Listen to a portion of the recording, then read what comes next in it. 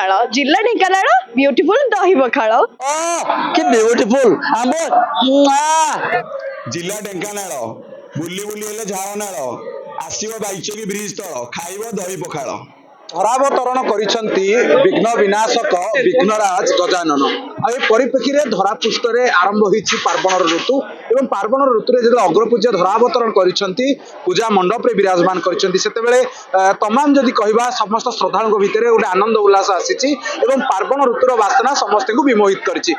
ଢେଙ୍କାନାଳରେ ମଧ୍ୟ ବାଜି ଚୌକର ଯେଉଁ ପୂଜା ପ୍ରତିଷ୍ଠାନ ରହିଛି ବିଘ୍ନ ବିନାଶକ ଗଜାନନଙ୍କର ମଧ୍ୟ ପୂଜା ଅର୍ଚ୍ଚନା କରିବା ସହିତ ଆଜି ପ୍ରତିବର୍ଷ ଭଳି ଦୀର୍ଘ 2-3 ବର୍ଷ ଧରି ଦହି ପଖାଳର ଏକ ପ୍ରସାଦ ବ୍ୟବସ୍ଥା କରିଛନ୍ତି ଯୋଉଥିରେ କି ଆକର୍ଷଣ ରହିଛି ମାଟି କୁଡୁଆରେ ଦହି ପଖାଳ ଏବଂ ତା ସହିତ ପଖାଳ ସାଙ୍ଗକୁ ଯାହା ସବୁ ଭଲ ଲାଗେ ସେଇ ସବୁ ଶାଗ ଭଜା କଥା କୁହନ୍ତୁ ଆଳୁ ଚକଟା କଥା କୁହନ୍ତୁ ଏବଂ ତା ସହିତ ଆମ୍ବୁଲ ରାଇ ଖଟା କଥା କୁହନ୍ତୁ ପକୁଡି କଥା କୁହନ୍ତୁ ସବୁ ଅଛି। ଆମ ସହିତ କର୍ମକର୍ତ୍ତା ଅଛନ୍ତି ଭାଇ କଣ କହିବେ ଆଜି ଦହି ପଖାଳ ବାଜି ଚୌକର ଗୋଟେ ନିଆରା ଆକର୍ଷଣ କେମିତି ମନରେ ଆସୁଛି ଅତି ସୁନ୍ଦର କଥା। ବାଜିରାଉତ ଗଣେଶ ପୂଜା କମିଟି ପ୍ରତ୍ୟେକ ବର୍ଷ ଦଉଛି। ବିଗତ ବର୍ଷ ଆମେ ବାପୁସ ସ୍କୁଲରେ ଦେଇଥିଲୁ ଏହାକୁ ଲୋକ ପ୍ରଶଂସା କରିଥିଲେ ବା ଆନନ୍ଦର ସହିତ ପ୍ରସାଦ ସେବନ କରି ଯାଇଥିଲେ। ଚଳିତ ବର୍ଷ ମା ମଙ୍ଗଳାଙ୍କ ପାଖରେ ଚଲେଇଛୁ ଏବଂ ଆପଣମାନେ ଦେଖିପାରୁଛନ୍ତି ଯେ ପ୍ରାୟ ଆମେ 3000 ଲୋକଙ୍କ ପାଇଁ କରିଛୁ। ଆମର ବଡ଼ି ଚୁରା ହେଇଛି, ଶାଗ ଭଜା ହେଇଛି, ଗୋଟେ ଘାଣ୍ଟ ହେଇଛି, ପକୁଡ଼ି ହେଇଛି, ଆଳୁ ଚଟଣି ହେଇଛି, ପଖାଳ ଭାତ ହେଇଛି, ଆମ୍ବୁଳ ରାଇ ବି ହେଇଛି। କି ବ୍ୟୁଟିଫୁଲ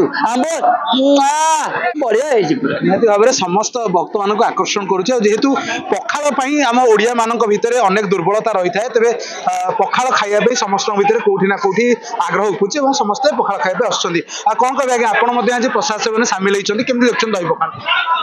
ହଁ ବହୁତ ଖୁସି ଲାଗୁଛି ଖାଇକି ଠାକୁରଙ୍କର ପ୍ରସାଦ ବହୁତ ଭଲ ଭାବରେ ତ କମିଟି ତରଫରୁ ବହୁତ ଶୁଭେଚ୍ଛା ଥ୍ୟାଙ୍କ ୟୁ।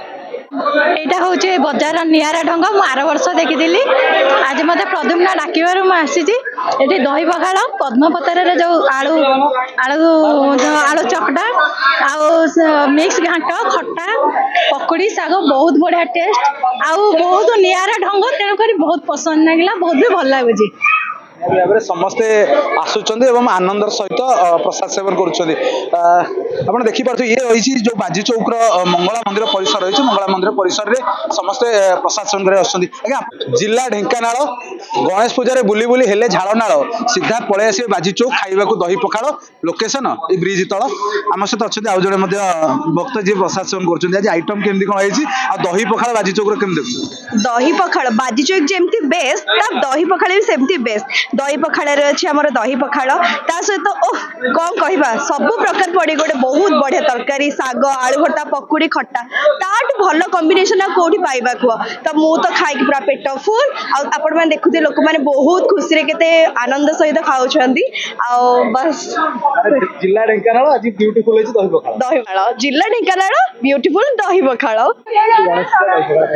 आमर दही पखाल यहाँ होगा आमर 3 वर्ष यहाँ है दही पखाल दबार आमर गोटे सब गोटे चाहूँ गोटे यूनिक करने माटी कुड़ुआ हूँ विशेष आकर्षण माटी कुड़ुआ दही पखाल आ पद्मपत्र आम रही पकड़ी पखाल सागे जोटा भल पकड़ी आलू चटणी दही आंबुल खटा घांट तरकारी शाग ये भाव में आम सब रखा जाइए।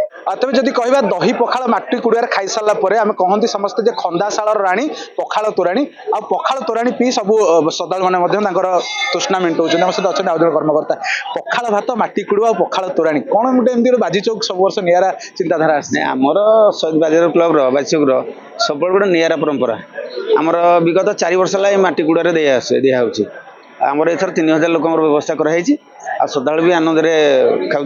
पद्मपत्र माटी कुड़ुआ आयोजन यहाँ आम 3 मास आगु दिया कौन ये जिन मिलूनी से 3 मास आगु आडभांस दिखाई अणाई यहाँ आमर पद्मपत्र आसी अंशुपा पाखर आईटा आमर आसी भुवन भितर से आसी माटी कुड़िया 3000 लोक हाँ 3000 लोक